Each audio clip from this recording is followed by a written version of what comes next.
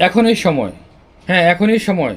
শহীদ ওসমান হাদি বা এরকম যারা আছেন দেশের জন্য এই যুগে এসেও জীবন বিলিয়ে দিতেও বিন্দুমাত্র চিন্তা করে না, যারা দেশের ভালোর জন্য মানুষের ভালোর জন্য লড়ে যান এবং শহীদ হন, তাদের জীবনী মানুষের কাছে পৌঁছে দেওয়ার উপযুক্ত সময়।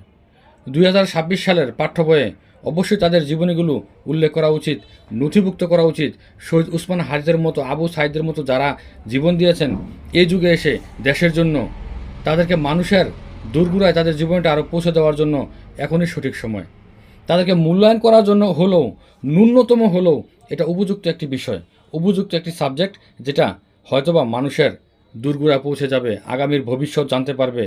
আবু সাঈদ, শহীদ ওসমান হাদিদের মতো যারা বীরপুরুষ ছিলেন, শহীদ হয়েছেন, তাদের জীবনের কথা এখনই এটা পাঠ্যপুস্তক বইয়ে অন্তর্ভুক্তি করার জন্য আহ্বান জানাচ্ছি এবং উপযুক্ত সময় তাদেরকে ন্যূনতম প্রাপ্ত সম্মানটুকু জানানোর জন্য। ভালো থাকবেন।